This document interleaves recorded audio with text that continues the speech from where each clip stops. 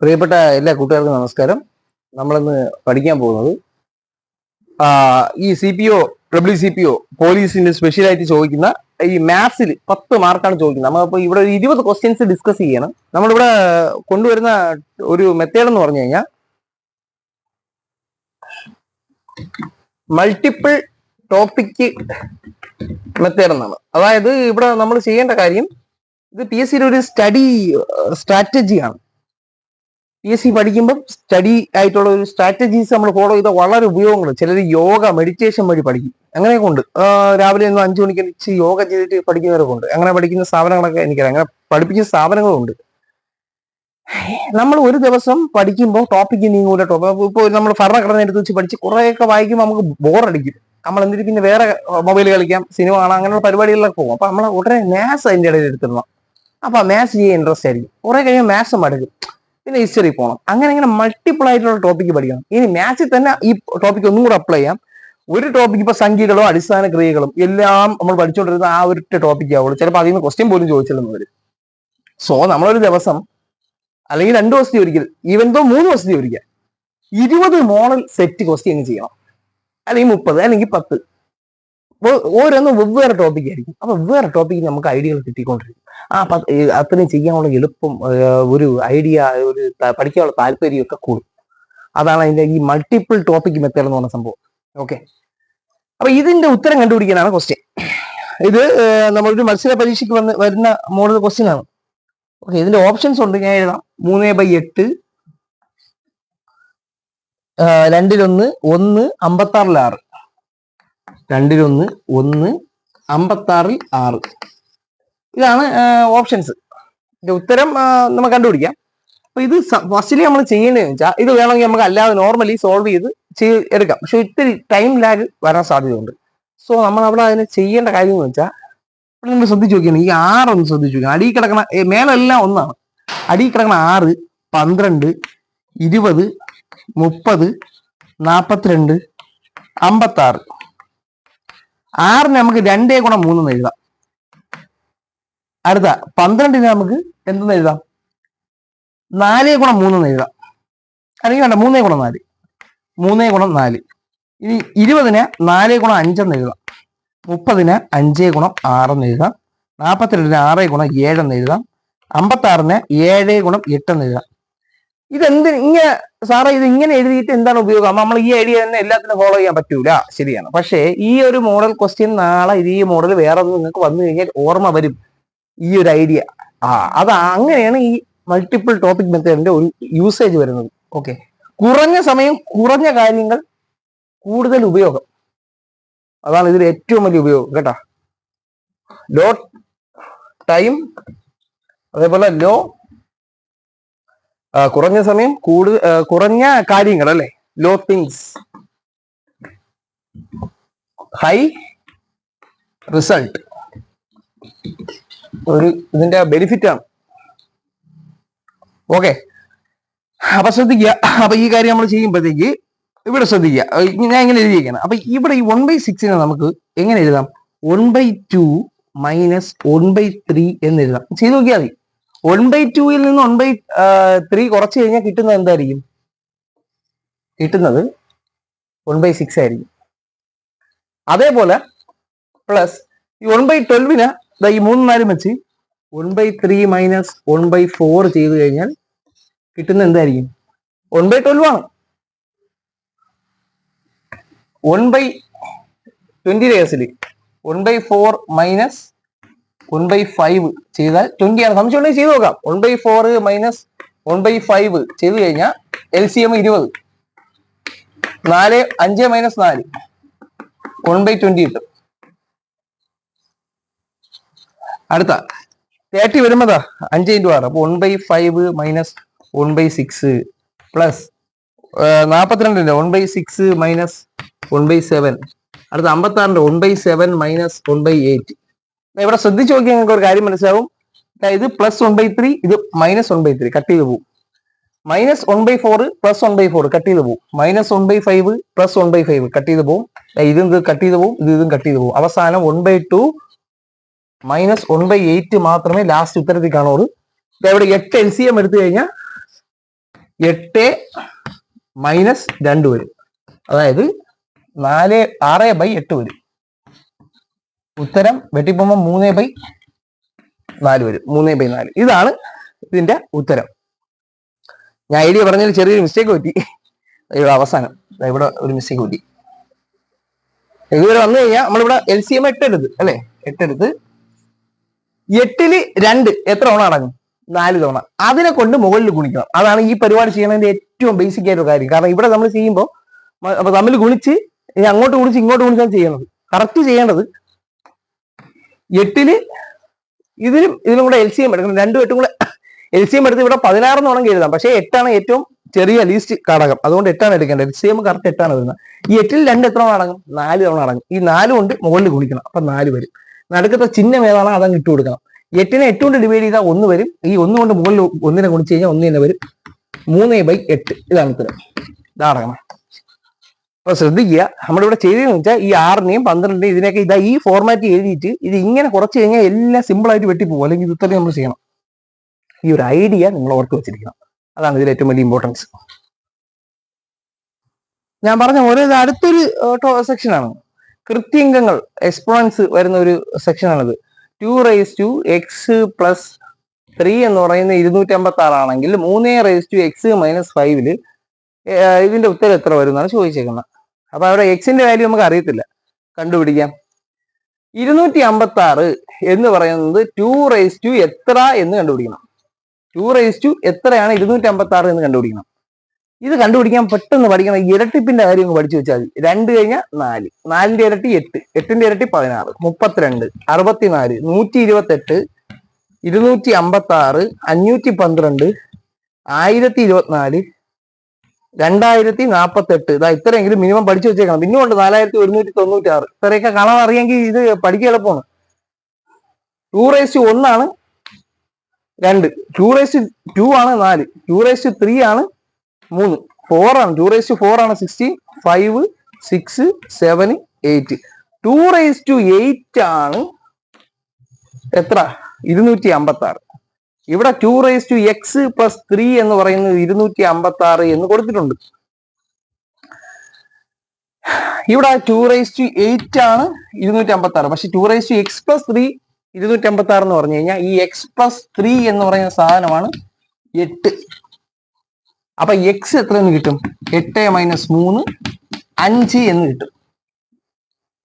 x - 3 അല്ല, x + 3 8 ആയി കഴിഞ്ഞാൽ x എന്ന് പറഞ്ഞാൽ 8ൽ നിന്ന് 3 പോയാൽ 5 എന്ന് കിട്ടും. അതിൽ നിന്ന് മാത്രം നമുക്ക് സിമ്പിൾ ആയിട്ട് കിട്ടും. 3x - 5 ആണ് നമുക്ക് കണ്ടുപിടിക്കേണ്ടത്. 3x എന്ന് പറഞ്ഞാൽ 5, 5 - 5 = 3 0. Any number raise to 0 is 1. Basic maths ഡാ. ഏതെങ്കിലും ഒരു നമ്പറിന്റെ റൈസ് ടു 0 കിടന്നാൽ അതിന്റെ ഉത്തരം 1 ആയിരിക്കും. 1 ആണ് ഉത്തരം. പിടിയിട്ടില്ലേ? അടുത്ത tricky questions. 1 centimetre, 2 centimetre, 3 centimetre അങ്ങനെ 10 സെന്റിമീറ്റർ വരെയുള്ള വശങ്ങളുള്ള ക്യൂബുകളുടെ ആകെ വ്യാപ്തം എന്താണ്? എന്താണ് ക്യൂബ്? ചതുരക്കട്ട, സമചതുരക്കട്ടയാണ് ക്യൂബ്. അതിന്റെ എല്ലാ വശങ്ങളും എന്തായിരിക്കും? A ആയിരിക്കും. ഉയരം എടുത്താലും വീതി എടുത്താലും ഓരോ വശങ്ങൾ എടുത്താലും A ആയിരിക്കും. അതിന്റെ വ്യാപ്തത്തിന്റെ ഇക്വേഷൻ A³ ആണ്. അപ്പൊ 1 വശമുള്ള ഒരു A1 ആയിട്ട് വരുന്ന ക്യൂബിന്റെ വ്യാപ്തം A³. 1ന്റെ ക്യൂബ് 1 തന്നെ വരും. 2 വശമുള്ളത് 2ന്റെ ക്യൂബ് 8 വരും. 2ന്റെ ക്യൂബ് എന്ന് പറഞ്ഞാൽ മനസ്സിലാത്തവരുണ്ടെങ്കിൽ 2 × 2 × 2 എന്നാണ് അർത്ഥം.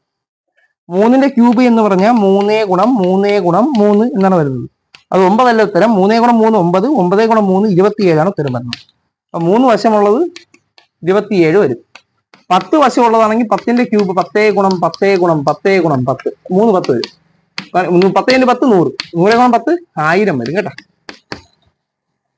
അപ്പൊ ഇങ്ങനെയുള്ള ഈ 1 തൊട്ട് 10 വരെ വശങ്ങളുള്ള ക്യൂബുകളുടെ ആകെ ടോട്ടൽ വ്യാപ്തം എത്രയെന്ന് ചോദിച്ചു കഴിഞ്ഞാൽ അവിടെ ക്യൂബുകളുടെ തുക കാണാനുള്ള ഇക്വേഷൻ പഠിക്കണം.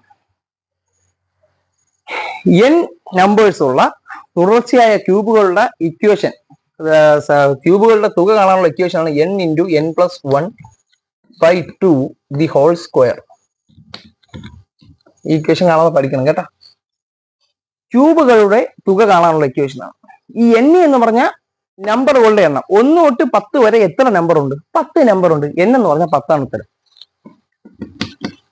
ഈ ഇക്വേഷൻ അപ്ലൈ ചെയ്ത് കഴിഞ്ഞാൽ നമുക്ക് കണ്ടുപിടിക്കാം. ഇവിടെ ക്വസ്റ്റ്യൻ ചോദിച്ചിരിക്കണെന്ന് വെച്ചാൽ ഒരു വശമുള്ള 2 സെന്റിമീറ്റർ വശങ്ങളുള്ള, അതേപോലെ 3 സെന്റിമീറ്റർ വീതം വശങ്ങളുള്ള, അങ്ങനെ 10 സെന്റിമീറ്റർ വീതം വശങ്ങളുള്ള 10 ക്യൂബുകളുണ്ട്. ഇതിന്റെ എല്ലാത്തിന്റെയും ക്യൂബുകളുടെ വ്യാപ്തം കണ്ടുപിടിച്ചിട്ട് സം എടുക്കണം, അതായത് തുക കണ്ടുപിടിക്കണം എന്നാണ് പറഞ്ഞേക്കണം. അപ്പൊ നമുക്ക് ഇവിടെ ചെയ്യേണ്ടത്, നമുക്കിവിടെ കാണുമ്പോൾ അറിയാം, 1ന്റെ ക്യൂബ് 1 തന്നെ, 2ന്റെ ക്യൂബ് 8 വരും, 3ന്റെ ക്യൂബ്, അങ്ങനെ 10ന്റെ ക്യൂബ്. അപ്പൊ 1 തൊട്ട് 10 വരെയുള്ള സംഖ്യയുള്ള ക്യൂബ് എടുത്ത് കൂട്ടുക എന്നാണ് ഇവിടെ അർത്ഥം മനസ്സിലാക്കുന്നത്. അത് കത്തിയില്ല എന്നുണ്ടെങ്കിൽ ശ്രദ്ധിക്കുക. ഒന്നും കൂടെ തുടക്കം തൊട്ട് ഒന്ന് കണ്ടുപോക്കുക. ഞാൻ വീണ്ടും പറഞ്ഞ കാര്യം എനിക്ക് പറയാൻ ഇഷ്ടമല്ല കേട്ടാ. ഇതൊന്നും ഷോ ഒന്നും അല്ലടേ. ഞാൻ നല്ല കാര്യമാണ് പറയുന്നത്, വെറുതെ ആ കാര്യം ലെങ്കി അടിച്ച് പറയേണ്ട കാര്യമില്ല. ഞാൻ ഈ കാര്യം തന്നെ ഇതിൽ പറഞ്ഞിട്ടുണ്ട്. അപ്പൊ നിങ്ങൾക്ക് അതൊന്നും കൂടെ കണ്ടുനോക്കിയാൽ മതി. ചിലരിപ്പോ ഇത് കാണുമ്പോഴത്തേക്ക് ഇവർക്ക് പറഞ്ഞു, ഓ അവൻ ഷോ കാണിക്കാൻ വേണ്ടി യൂട്യൂബിൽ ചെയ്യണമെന്ന് പറയും. നമുക്കൊരു ഇൻട്രസ്റ്റ്, അതുകൊണ്ടാണ് ചെയ്യുന്നത്. ഞാൻ പിന്നെ എക്സാമിന് പഠിക്കുന്നുണ്ട്, എനിക്ക് ഉപയോഗം വരും, അതുകൊണ്ടാണ് ഞാൻ ചെയ്യുന്നത്. എനിക്ക് ഷോ കാണിച്ചിട്ട് എന്ത് കിട്ടേ? ഷോ ഒരു രസം, അത്ര തന്നെ, വേറെ ഒന്നുമില്ല. ഷോ ആയിട്ട് ഞാൻ കണക്ക് കൂട്ടിയിട്ടില്ല. കാണാൻ ആളുണ്ടെങ്കിലേ രസമുള്ളൂ അല്ലേ? ഓക്കെ, ആരെങ്കിലും ഇതൊക്കെ ഉപയോഗം വരണമെങ്കിൽ ഉപയോഗം വരട്ടെ, നമുക്ക് ഉപയോഗം തന്നെ. ഓക്കെ, അപ്പൊ ഇത് ചെയ്യേണ്ട കാര്യം വെച്ചാൽ അപ്പൊ അതിന്റെ എന്നിന്റെ ഇക്വേഷൻ കൊടുത്തു. അതായത് നമുക്ക് കണ്ടുപിടിക്കാൻ 1ന്റെ ക്യൂബ് പ്ലസ് 2ന്റെ ക്യൂബ് പ്ലസ് 3ന്റെ ക്യൂബ് പ്ലസ് 4ന്റെ ക്യൂബ് പ്ലസ് ഇങ്ങനെ 10ന്റെ ക്യൂബ് വരെ കണ്ടുപിടിച്ച് അതിന്റെ സം എടുക്കാൻ വേണ്ടിയിട്ട് ഉള്ള കണക്കിൽ ഓരോന്നും കണ്ടുപിടിച്ച് എഴുതി കൂട്ടുന്നതിന് പകരം എളുപ്പമാർഗമാണ് n × n+1/2 the whole square എന്ന ഇക്വേഷൻ യൂസ് ചെയ്യുന്നത്. അവിടെ n നമുക്ക് 10 ആണെന്ന് അറിയാം. അപ്പൊ 10 ഗുണം 10 അധികം 1/2 ദ ഹോൾ സ്ക്വയർ എന്ന് പറയുന്നത് 10 ഗുണം 11/2 ദ ഹോൾ സ്ക്വയർ വരും. ഇത് രണ്ട് വെട്ടി പോകുമ്പോൾ ഇവിടെ 5 ആവും. അപ്പൊ 55ന്റെ സ്ക്വയർ വരും. 5 ഗുണം 11 55. 55ന്റെ സ്ക്വയർ കണ്ടുപിടിച്ച ഇക്വേഷൻ ആയി. ഇക്വേഷൻ അല്ല, ഉത്തരമായി. 55ന്റെ സ്ക്വയർ 55 ഗുണം 55. 5 25, 2 ശിഷ്ടം. 5 25, 2 കൂടെ കൂട്ടിയപ്പോൾ 27 വന്നു. 5 25, 2 ശിഷ്ടം. വീണ്ടും കുടിച്ചപ്പം 27 വന്നു. കൂട്ടുമ്പം 5 12 ശിഷ്ടം 1 9 10 ശിഷ്ടം 1 3 3025. ഇതാണ് ഇങ്ങനെയാണ് ഇത് കണ്ടുപിടിക്കുന്നത്. റിവൈൻഡ് അടിച്ച് കണ്ടാൽ മാത്രം മതി. ഞാൻ റിപ്പീറ്റ് അടിച്ച് പറയേണ്ട കാര്യമില്ല. ഡൗട്ട് ഉണ്ടെങ്കിൽ നിങ്ങൾ ഒന്നും കൂടെ ഈ ക്വസ്റ്റ്യൻ ഒന്ന് റിവൈൻഡ് അടിച്ച് കണ്ടാൽ മതി. അടുത്ത ക്വസ്റ്റ്യൻ ആണ് 1/2 3/4 4/5 5/6. ഈ സംഖ്യകൾ തന്നിട്ടുണ്ട്. ഇതിന്റെ LCM-ഉം HCF-ഉം തമ്മിൽ കൂട്ടിയാൽ എത്ര കിട്ടും എന്നാണ് ചോദിച്ചിരിക്കുന്നത്. ഇവിടെ LCM HCF ഒന്നും തരാതെ വേണമെങ്കിൽ ഇങ്ങനെ തനി മലയാളം തരാം. LCM-ന്റെ തനി മലയാളമാണ് ചെറു പൊതു ഗുണിതം, HCF-ന്റെ വൻ പൊതു ഘടകം. അത് പഠിച്ചോണം. ഇപ്പൊ ലോവസ്റ്റ് കോമൺ മൾട്ടിപ്പിളും ഹയസ്റ്റ് കോമൺ ഫാക്ടറും. അപ്പൊ ഇതിന്റെ ഓപ്ഷൻസ് കൂടെ ഞാൻ എഴുതിയത് 120 60 120 60, പിന്നെ 60-ൽ 61, 3601-ൽ 60, 60-ൽ 3601. 4 ഓപ്ഷൻസ് ഉണ്ട്. നമുക്ക് ചെയ്തു നോക്കാം. ഇത് ഭിന്നസംഖ്യ രൂപത്തിലുള്ളതിന്റെ LCM കണ്ടുപിടിക്കാൻ വേണ്ടി LCM ഓഫ് അംശം ബൈ HCF ഓഫ് ഛേദമാണ് കേട്ടാ. HCF ഓഫ് ഛേദം. ഇനി അതേപോലെ അല്ലാതെ കണ്ടുപിടിക്കാൻ, ഈ തിരിച്ച് കണ്ടുപിടിക്കാൻ വേണ്ടി LCM ഓഫ് HCF ഓഫ് അംശം ബൈ LCM ഓഫ് ഛേദം. അതാണ് അതിന്റെ ഇക്വേഷൻ. അതായത് ഭിന്നസംഖ്യയുടെ HCF-ഉം LCM കണ്ടുപിടിക്കാൻ പറഞ്ഞ, ഭിന്നസംഖ്യയുടെ LCM കണ്ടുപിടിക്കാൻ പറഞ്ഞ മുകളിലുള്ള എല്ലാത്തിന്റെയും LCM എടുത്തിട്ട് താഴെയുള്ള എല്ലാത്തിന്റെയും HCF എടുത്തിട്ട് തമ്മിൽ ഡിവൈഡ് ചെയ്ത് കൊടുക്കണം. ഇനി HCF കണ്ടുപിടിക്കാൻ പറഞ്ഞാൽ മുകളിലുള്ളതിന്റെ എല്ലാത്തിന്റെയും HCF കണ്ടുപിടിച്ചിട്ട് താഴെയുള്ള എല്ലാത്തിന്റെയും LCM കൊണ്ട് ഡിവൈഡ് ചെയ്യണം. മനസ്സിലായില്ല? LCM ഭിന്നസംഖ്യയുടെ LCM കണ്ടുപിടിക്കാൻ പറഞ്ഞാൽ മുകളിലുള്ളതിന്റെ എല്ലാം LCM കണ്ടുപിടിക്കണം, താഴെ ഉള്ളതിന്റെ എല്ലാം HCF കണ്ടുപിടിക്കണം. എന്ത് കണ്ടുപിടിക്കാൻ പറയുന്നു അത് മുകളിലുള്ളതിന്റെ ചെയ്യണം. HCF കണ്ടുപിടിക്കാൻ പറഞ്ഞാൽ മുകളിലുള്ള എല്ലാത്തിന്റെയും LCM കണ്ടുപിടിക്കണം. HCF കണ്ടുപിടിക്കാൻ പറഞ്ഞാൽ മുകളിലുള്ളതിന്റെ എല്ലാത്തിന്റെയും HCF കണ്ടുപിടിക്കണം, താഴെയുള്ള എല്ലാത്തിന്റെയും LCM കണ്ടുപിടിക്കണം. അങ്ങനെയാണ് അത് കണ്ടുപിടിക്കണം. അപ്പൊ നമുക്ക് ആദ്യം LCM കണ്ടുപിടിക്കാം. ഇതിന്റെ എല്ലാം LCM കണ്ടുപിടിക്കാൻ വേണ്ടിയിട്ട് ഇക്വേഷൻ ഇതാണ്. അംശങ്ങളുടെ എല്ലാം LCM എടുത്തിട്ട് ഛേദങ്ങളുടെ, അംശം എന്ന് പറഞ്ഞാൽ മുകളിൽ വരുന്നത്, ഛേദം എന്ന് പറഞ്ഞാൽ അടിയിൽ വരുന്നത്, ഛേദങ്ങളുടെ എല്ലാം HCF എടുത്തിട്ട് തമ്മിൽ ഡിവൈഡ് ചെയ്യണം. അപ്പൊ ഇവിടെ 1 ഉണ്ട്, 3 ഉണ്ട്, 4 ഉണ്ട്, 5 ഉണ്ട്. LCM കണ്ടുപിടിക്കണം. ഛേദങ്ങളുടെ അംശങ്ങളുടെ എല്ലാം LCM കണ്ടുപിടിക്കണം. 2 കൊണ്ട് ഡിവൈഡ് ചെയ്ത് നോക്കാം. 1നെ 2 കൊണ്ട് ഡിവൈഡ് ചെയ്താൽ ഒന്നും പോകൂല, അപ്പൊ 1 തന്നെ എഴുതാം. 3 പോകൂല, 4 പോവും, 2 മാറും. 5 പോവും, 5 മാറും. ഇനി ഒന്നും പോവായില്ല അതില്, അല്ലേ? അതുകൊണ്ട് ഇവിടെ ഉള്ളതിനെല്ലാം അതേപോലെ ഇവിടെ ഉള്ളതെല്ലാം ഇതും ഇവിടെ ഉള്ള എല്ലാം തമ്മിൽ ഗുണിക്കുമ്പോൾ കിട്ടുന്നത് എന്താണോ അതാണ് LCM. LCM എന്ന് പറഞ്ഞാൽ ഏറ്റവും ചെറിയ ഫാക്ടേഴ്സ് ആയിട്ട് ഇതിനെ മാറ്റണം. ഇവിടെ നമ്മളിപ്പോ ചെയ്തപ്പം ഇതിൽ പോകൂല, പക്ഷെ ഇതിൽ പോവും, അതുകൊണ്ട് നമ്മൾ ചെയ്തു. പക്ഷേ HCFന്റെ കാര്യം നമ്മൾ കണ്ടുപിടിക്കുമ്പോൾ ഏതെങ്കിലും ഒരെണ്ണത്തിൽ സ്റ്റക്കായാൽ അവിടെ നിർത്തിക്കണം. എന്നിട്ട് ഈ സൈഡിലുള്ളത് മാത്രമേ എടുക്കുള്ളൂ, താഴെ ഉള്ളത് എടുക്കൂല. അതാണ് ഇവ തമ്മിലുള്ള വ്യത്യാസം. LCM എന്ന് പറഞ്ഞാൽ ഇവിടെ ഉള്ളവർക്ക് ഇവിടെ ഉള്ളവർക്ക് ഏറ്റവും ലീസ്റ്റ് ആയിട്ട് അതിനെ ചെറുതാക്കണം. ഓക്കെ, അപ്പൊ ഇവിടെ 5 × 2 10, 10 × 3 30, 30 × 1 30, 30 × 2 60. LCM എന്ന് പറഞ്ഞാൽ 60 ഉത്തരം. ഇതിന്റെ എല്ലാം LCM എന്ന് പറഞ്ഞാൽ 60. ഇനി HCF കണ്ടുപിടിക്കണം. 2 താഴെ ഉള്ളതിന്റെ HCF 2 4 5 6. ഇവിടെ നോക്കിക്കേ, ഇവിടെ ഒന്നല്ലാതെ 2 എടുത്താൽ ഈ 5 പോകൂല, വേറെ ഒന്നും പോകൂല. അപ്പൊ ഇത് തമ്മിൽ ഗുണിക്കാതെ വേറെ വഴിയൊന്നുമില്ല.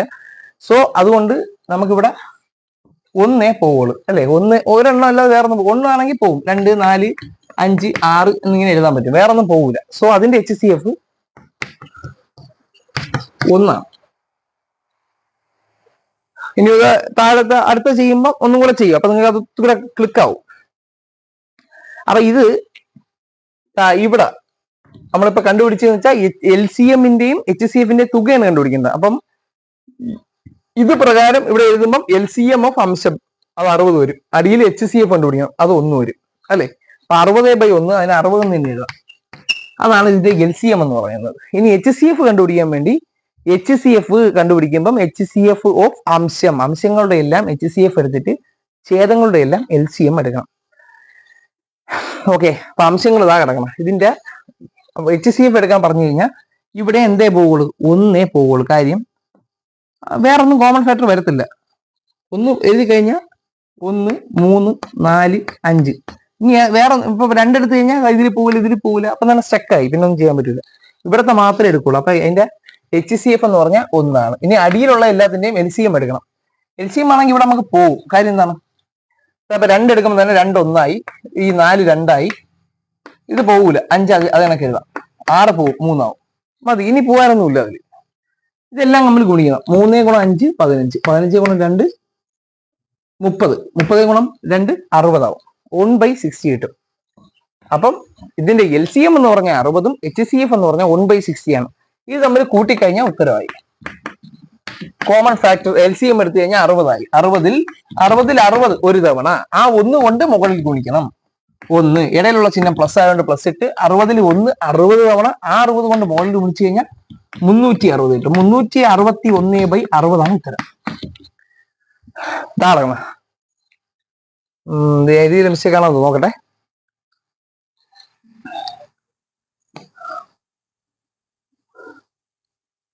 സോറി, ഇവിടെ മിസ്റ്റേക്ക് പറ്റിയെന്നറിയോ?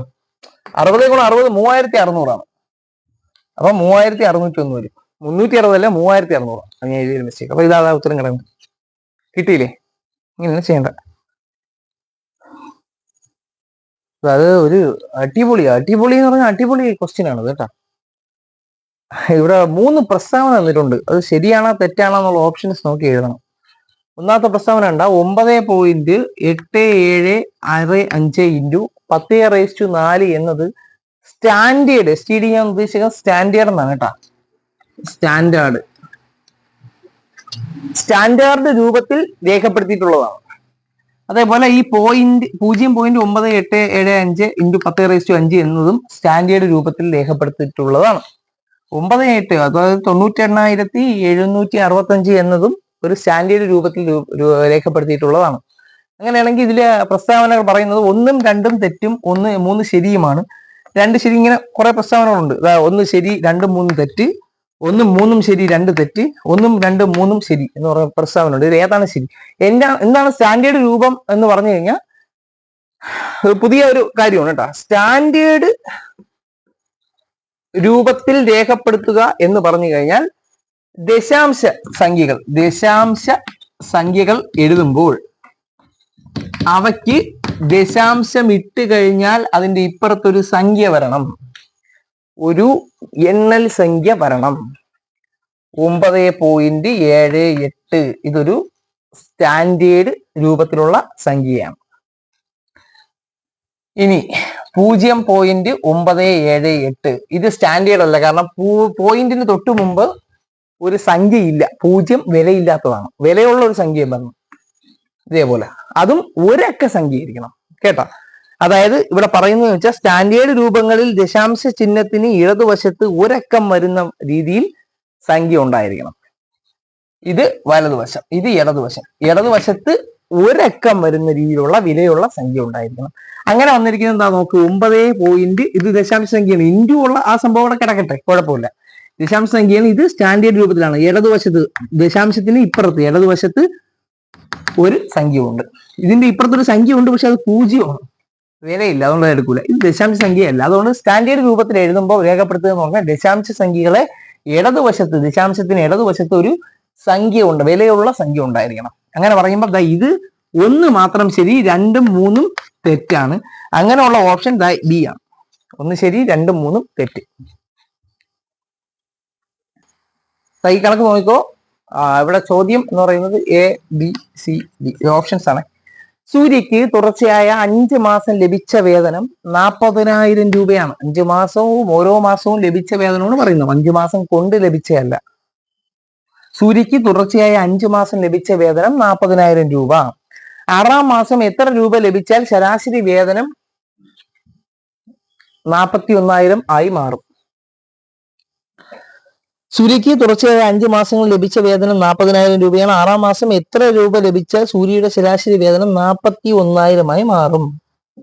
ഓക്കെ, അപ്പൊ നമുക്കിവിടെ ശ്രദ്ധിക്കേണ്ട കാര്യം, ശരാശരി എന്ന ടോപ്പിക്ക് നല്ലൊരു അറിയാമെങ്കിൽ ഇത് ചെയ്യാൻ പറ്റും. ശരാശരി എന്ന് പറഞ്ഞു കഴിഞ്ഞാൽ സിമ്പിൾ ആണ്, ഒരൊറ്റ കാര്യം അറിഞ്ഞാൽ മതി. ആകെ ശരാശരി അല്ലെങ്കിൽ ആവറേജ് അല്ലെങ്കിൽ ശരാശരി കണ്ടുപിടിക്കാനുള്ള ഇക്വേഷൻ തുക ബൈ എണ്ണം. ഈ ഒരു കാര്യം മാത്രം അറിഞ്ഞാൽ ഏത് ക്വസ്റ്റ്യൻ ചോദിച്ചാലും ചെയ്യാൻ പറ്റും. തുക ബൈ എണ്ണം. 6 മാസം വരെയുള്ള നമുക്ക് കണ്ടുപിടിക്കണം. അതായത് ആദ്യത്തെ 1 തൊട്ട് 6 വരെയുള്ള മാസങ്ങളുടെ സാലറിയുടെ തുക കണ്ടുപിടിക്കണം. അതിനെ 6 കൊണ്ട് ഡിവൈഡ് ചെയ്താൽ കിട്ടുന്നതാണ് ഈ 41,000 എന്ന് പറയുന്ന ശരാശരി. ഇവിടെ നമുക്ക് തുക അറിഞ്ഞുകൂടാ, തുക ഉണ്ടെങ്കിലേ കണ്ടുപിടിക്കത്തുള്ളൂ. തുക അറിയുമ്പോൾ നമുക്ക് കിട്ടേണ്ടത് ആകെ തുകയല്ല, 6ാം മാസം മാത്രം ഉള്ളി കിട്ടിയ പൈസ കണ്ടുപിടിക്കുന്നതാണ് നമ്മൾ ചോദ്യം. ഈ പറഞ്ഞേക്കുന്ന ഏതാണ് ഉത്തരം? അപ്പം എന്തായാലും 5 മാസം ലഭിച്ചത് 40,000 രൂപ വെച്ചാണ്. അപ്പൊ 2 ലക്ഷം രൂപ 5 മാസം കൊണ്ട് 2 ലക്ഷം രൂപ സൂര്യക്ക് ലഭിച്ചു. ഇനി അതിന്റെ കൂടെ എത്രയോ 6ാം മാസം എത്രയോ ലഭിച്ചു കഴിഞ്ഞാൽ അതിനെ 6 കൊണ്ട് ഡിവൈഡ് ചെയ്ത് കഴിഞ്ഞാൽ ഏത് കിട്ടും? ഈ 41,000 കിട്ടണം.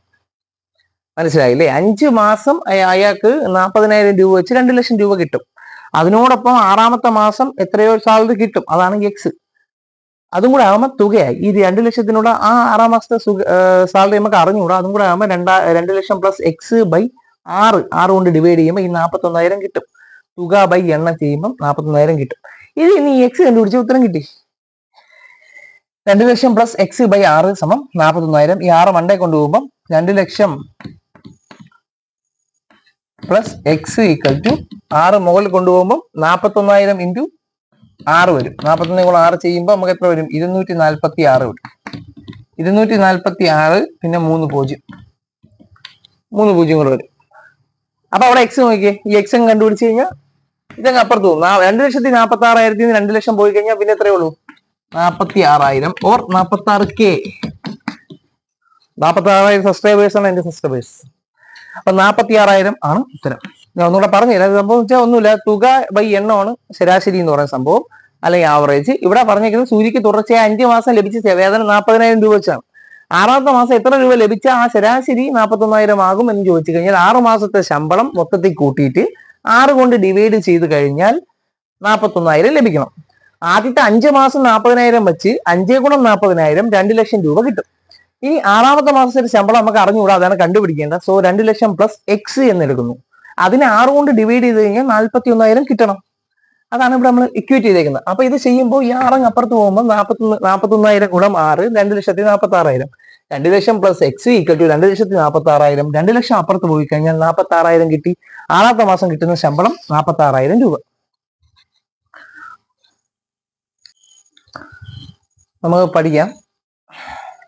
ഒരു മത്സ്യ കച്ചവടക്കാരൻ, ഇത് പേഴ്സൻറ്റേജും ലാഭവും ആയിട്ടൊക്കെ ബന്ധപ്പെട്ട കണക്കാണ്. അതായത് ശതമാനം കണ്ടുപിടിക്കാനും ലാഭവും നഷ്ടവും മനസ്സിലാക്കിയ കണക്കുകൾ ചെയ്യാനും അറിയാവുന്നവർക്ക് 1 മാർക്ക് കിട്ടുന്ന കണക്കാണ്. സോ ഈ ഒരു ലെവൽ ക്വസ്റ്റ്യൻ ചെയ്യുന്നതിലൂടെ നമ്മൾ 2 രീതി, ശതമാനം കാണാനും ലാഭം കണ്ടുപിടിക്കാനും പഠിക്കുന്ന ഒരു കണക്കാണ്. ഒരു മത്സ്യ കച്ചവടക്കാരൻ 70% മത്സ്യം 20% ലാഭത്തിലും ബാക്കി 10% ലാഭത്തിലും എന്താണ് കച്ചവടം നടത്തി. ആകെ പുള്ളിക്ക് 5,100 രൂപ ലാഭം ലഭിച്ചു എങ്കിൽ മുടക്ക് മുതൽ എത്രയെന്നാണ് ചോദിച്ചിരിക്കുന്നത്. കണ്ടുപിടിക്കേണ്ടത് എന്താണ്? മുടക്ക് മുതൽ. അതിന് നമ്മൾ എക്സ് എന്ന് അസ്യൂം ചെയ്തു. അതാണ് നമ്മൾ കണ്ടുപിടിക്കേണ്ടത്. അപ്പോൾ ഒരു മത്സ്യ കച്ചവടക്കാരൻ 70% മീൻ, അതായത് എക്സ് ഗുണം 100ൽ 70. ഈ 70% എക്സിന്റെ മുടക്ക് മുതലിന്റെ 70% അതാണ് ആദ്യം പറയുന്നത്. 70% 20% ലാഭത്തിൽ വിട്ടു. 20% ലാഭം എന്ന് പറഞ്ഞാൽ 100ൽ 120 അല്ലെ? എക്സിന്റെ 100ൽ 70 എന്ന് പറഞ്ഞാൽ 70% മീൻ മുടക്ക് മുതലോ അല്ലെങ്കിൽ മത്സ്യമോ അയാളുടെ കയ്യിലുള്ളത്. അതിന്റെ 20% ലാഭം എന്ന് പറഞ്ഞാൽ 100ൽ 120. 20% നഷ്ടം എന്ന് പറഞ്ഞാൽ 100ൽ 80. 100ൽ 100 എന്ന് പറഞ്ഞാൽ ഒന്നാണ് ഉത്തരം. അതായത് ലാഭവുമില്ല നഷ്ടവുമില്ല. ബാക്കി 10% ലാഭത്തില്. അപ്പൊ ബാക്കിയുള്ളത് എത്രയാണ്? എക്സ് ഗുണം 100ൽ 70% ഇവിടെ പറഞ്ഞു. ബാക്കിയുള്ളത് 30. 30%. 10% ലാഭത്തില് 100ൽ 110 വിറ്റപ്പം അദ്ദേഹത്തിന് ലാഭം എത്ര കിട്ടി? 5,100 കിട്ടി. ഇത് തമ്മിൽ ആഡ് ചെയ്യുന്നതാണ് ഈ പറഞ്ഞ 5,100. അതായത് ശ്രദ്ധിക്കുക, മുതൽ മുടക്കിന്റെ 100ൽ 70%, 100ൽ 120, അതായത് 20% ലാഭത്തിലും മുതൽ മുടക്കിന്റെ 30%, 100ൽ 10% ലാഭത്തിൽ, 100ൽ 110, 10% ലാഭത്തിലും വിറ്റപ്പോ അതിന്റെ ലാഭം ആകെ തുക, അതായത് പ്ലസ് ചെയ്യുമ്പോൾ 5,100 അയാൾക്ക് കിട്ടി. ഇതിൽ നിന്ന് എക്സ് കണ്ടുപിടിച്ച ഉത്തരവായി. ഇവിടെ നിന്ന് ഈ 2 0, ഈ 2 0, ഈ 0, ഈ 0 വെട്ടിപ്പോവും.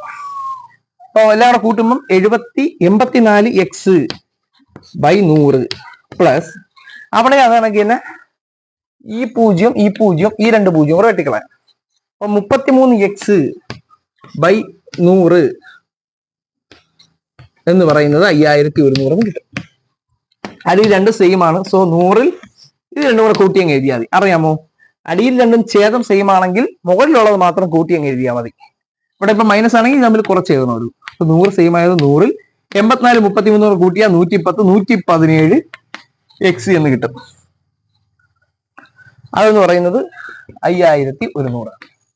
ഇനി എക്സ് കണ്ടുപിടിക്കാൻ എളുപ്പമല്ലേ? എക്സ് ഈക്വൽ ടു 5,100 ബൈ 117 അടിയിലും 100 മുകളിൽ പോവും.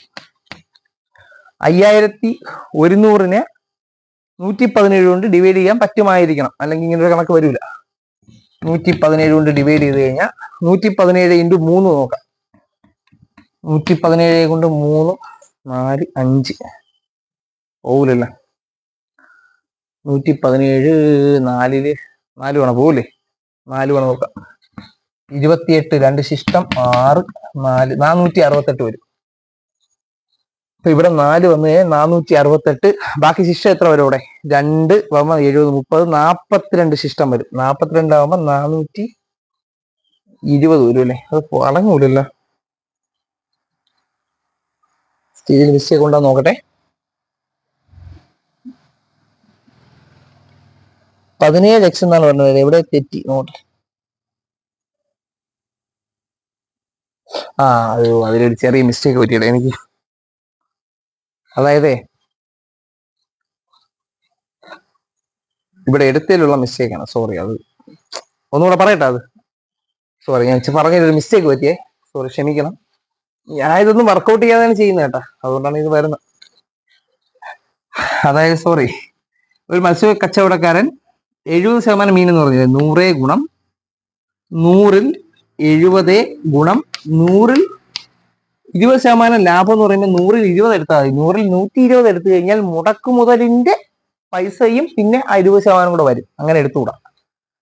മൊത്തം ലാഭം കണ്ടുപിടിക്കാൻ ഇപ്പൊ 100 രൂപയ്ക്ക് വിറ്റ സാധനം 20 രൂപ ലാഭം കിട്ടിയെന്ന് വെച്ചാൽ 100ൽ 20 ആണ്. അല്ല 100ൽ 120 എടുത്തു കഴിഞ്ഞാൽ മുടക്കു മുതലും ലാഭവും കൂടെ കിടക്കും. അപ്പൊ വലിയ തുകയായി പോകും. ഇങ്ങനെ ചെയ്യുമ്പോൾ തെറ്റൂല. ഇതാണ് ചെയ്യേണ്ട രീതി കേട്ടാ. എക്സ് ഇൻറ്റു 100ൽ 70 ഗുണം 100ൽ 20. അതേപോലെ പറഞ്ഞു നോക്കിയാണെങ്കിൽ എക്സ് ഗുണം 10% ലാഭത്തിൽ ബാക്കിയുള്ളതാകുമ്പോൾ 100ൽ 30. അതിന്റെ 10% എന്ന് പറഞ്ഞാൽ എങ്ങനെ വരും? ഇതാണ് 5100. ഇനി ഇത് സോൾവ് ചെയ്യണം കേട്ടോ. 14x/100 3x/100, അതായത് 17x/100 ആണ് 5100 എന്ന് കിട്ടണം. ഇതാണ് കറക്റ്റ്. ഈ 17ഉം 51 കൂടെ വെട്ടിയാൽ 3 വരും. അപ്പൊ എക്സ് ഈക്വൽ ടു 300 ഗുണം 100 എളുപ്പത്തിൽ കിട്ടും 30,000. ഇതാണ് ഉത്തരം. ഉള്ളത് പറയാല. ഈ ക്വസ്റ്റ്യൻ എനിക്കും അറിഞ്ഞു കേട്ടാ. ഞാൻ അതിന്റെ ആൻസർ നോക്കിയാണ് ഞാൻ സോൾവ് ചെയ്ത് പറയണത്. ടൈറ്റ് ആണ്. പ്രതീക്ഷിക്കാവുന്ന rank maker mental ability question ആണ്. 1250 പേജുള്ള ഒരു മിനി ഡിക്ഷണറിയിൽ പേജ് നമ്പർ ഇടാൻ എത്ര അക്കങ്ങൾ വേണം എന്നാണ് ചോദിച്ചിരിക്കുന്നത്. ഇതൊക്കെയാണ് ഓപ്ഷൻസ്. അതായത് 1250 പേജിൽ നമുക്ക് അക്കം ഇടാൻ 1250 അക്കം മതി അല്ലേ? പക്ഷെ അങ്ങനെയല്ല ഇവിടെ ചോദിച്ചിരിക്കുന്നത്. എത്ര 1250 എന്ന് പറയുമ്പോൾ 4 അക്കമാണ്. 1249 എന്ന് പറയുമ്പോൾ വീണ്ടും 4 അക്കമാണ്. അങ്ങനെ എത്ര അക്കം ഉണ്ടെന്നാണ് ചോദിച്ചിരിക്കുന്നത്. മനസ്സിലായ? ഒന്നാമത്തെ പേജ് 1, രണ്ടാമത്തെ പേജ് 2, 11ാമത്തെ പേജ് 11. അപ്പൊ അവിടെ 2 അക്കൗണ്ട് നിൽക്കണം. അങ്ങനെയാണ് ചോദിച്ചേക്കണം. അത് കണ്ടുപിടിക്കാൻ വേണ്ടി 1 തൊട്ട് 9 വരെ, 10 തൊട്ട് 99 വരെ, 100 തൊട്ട് 999 വരെ, 1000 തൊട്ട് 1250 വരെ എത്ര അക്കങ്ങളുണ്ട് എന്നാണ് കണ്ടുപിടിക്കേണ്ടത്. അക്കങ്ങൾ പറഞ്ഞ നമ്പർ അല്ല.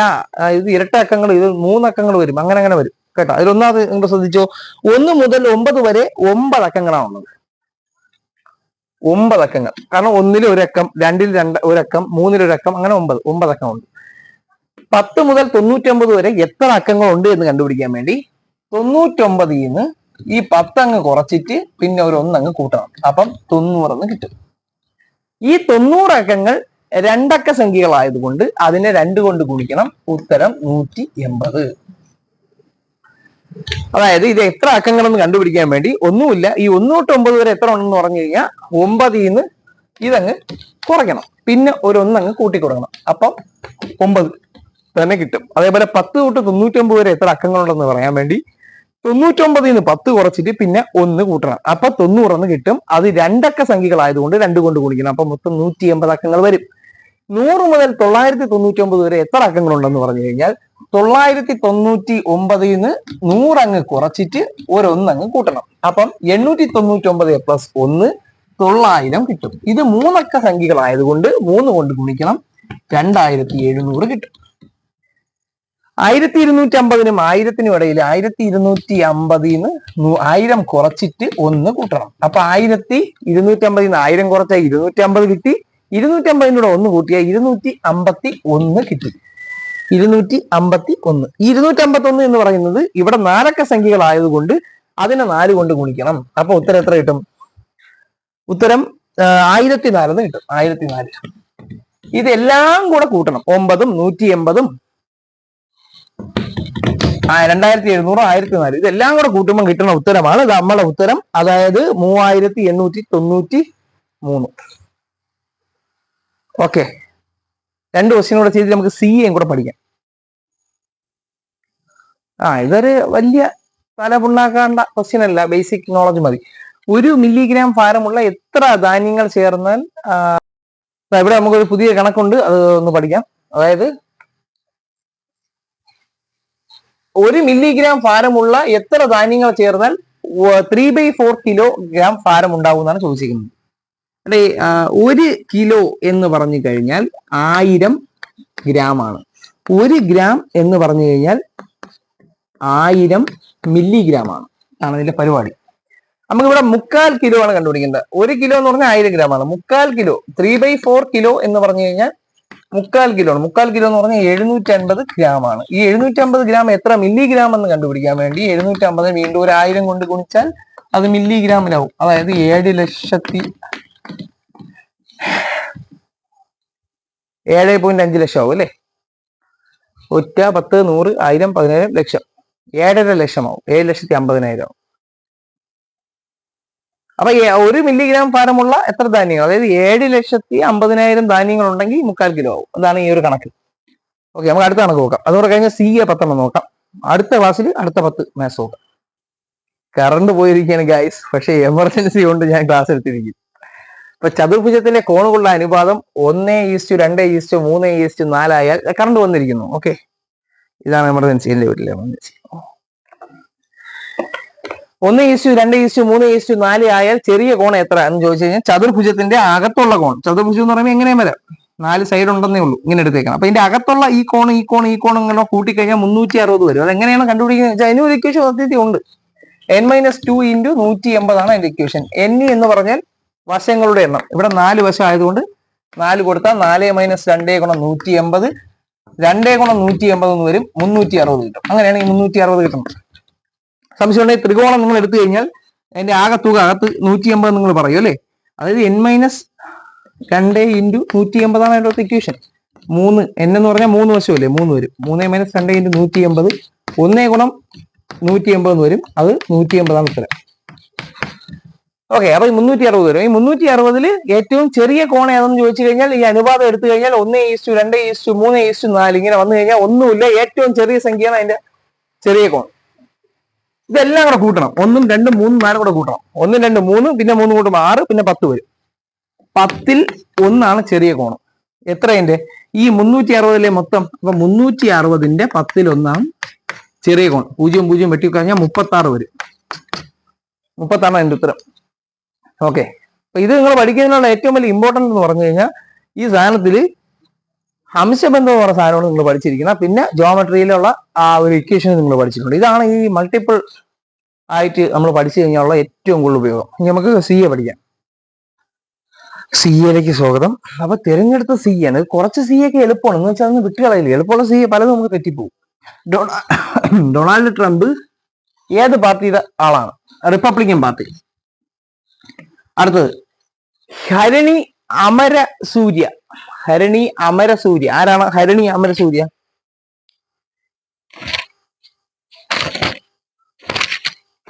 ഹരിണി അമരസൂര്യ ഒരു രാജ്യത്തിന്റെ പ്രധാനമന്ത്രിയാണ്. ഏതെന്ന് വെച്ചാൽ ശ്രീലങ്കയുടെ പ്രധാനമന്ത്രിയാണ് ഹരിണി അമരസൂര്യ.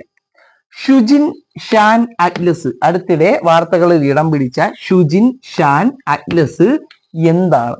ഒരു വാൽ നക്ഷത്രമാണ്. കുഷ്ഠരോഗം 2024 പൂർണ്ണമായും നിർമ്മാർജ്ജനം ചെയ്ത രാജ്യം ജോർദാൻ. 2026 കോമൺവെൽത്ത് ഗെയിംസിന്റെ വേദി എവിടെയാണ്? ഗ്ലാസ്ഗോ.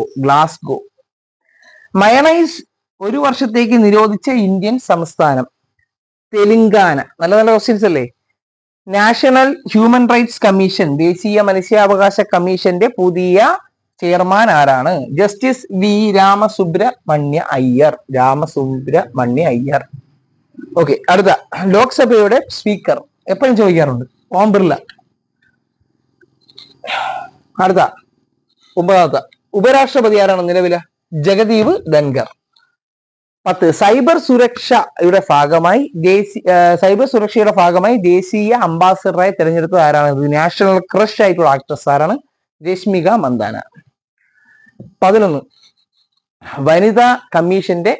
ദേശീയ വനിതാ കമ്മീഷന്റെ ചെയർപേഴ്സൺ ആരാണ് ഇപ്പം? വിജയ കെ രഹത്കർ. അടുത്തത് Martin Luther king junior piece പുരസ്കാരം ലഭിച്ചത് ആർക്കാണ്? Narendra Modi. Martin Luther king junior piece പുരസ്കാരം ലഭിച്ചത്, പീസ് മീൻസ് സമാധാന പുരസ്കാരം ലഭിച്ചത് നരേന്ദ്രമോദി. ഇന്ത്യൻ കോൺസ്റ്റിറ്റ്യൂഷൻ, ഇന്ത്യൻ ഭരണഘടനാ മ്യൂസിയം ഏത് യൂണിവേഴ്സിറ്റിയിലാണ് ഉദ്ഘാടനം ചെയ്യപ്പെട്ടത്? OP Jindal university. എന്താണ് നഫിത്രോമൈസിൻ? നഫിത്രോമൈസിൻ എന്ന് പറഞ്ഞ ഒരു വാക്സിൻ ആണ്. അതായത് ശരീരത്തിൽ രോഗാണുക്കൾ മരുന്നിനെ എങ്ങനെ പ്രതിരോധിക്കുന്നു എന്ന് മനസ്സിലാക്കാൻ വേണ്ടി ഉപയോഗിച്ച വാക്സിനാണ് നഫിത്രോമൈസിൻ. ചോദിക്കാൻ കൊള്ളാം. വേൾഡ് സോയിൽ കോൺഫറൻസ് 2024 വേദി ന്യൂഡൽഹി. ഇന്ത്യൻ സ്മാർട്ട് സിറ്റീസ് മിഷനുമായി സഹകരിച്ച് വിക്ഷേപിച്ച ഉപഗ്രഹം ഏതെന്ന് ചോദിച്ചാൽ ജിസാറ്റ് 20. ഇന്ത്യൻ സ്മാർട്ട് സിറ്റീസ് മിഷനുമായി സഹകരിച്ച് വിക്ഷേപിച്ച ഉപഗ്രഹം ജിസാറ്റ് 20. അമേരിക്കയിൽ നിന്നും 2024 നവംബർ 18 വിക്ഷേപിച്ച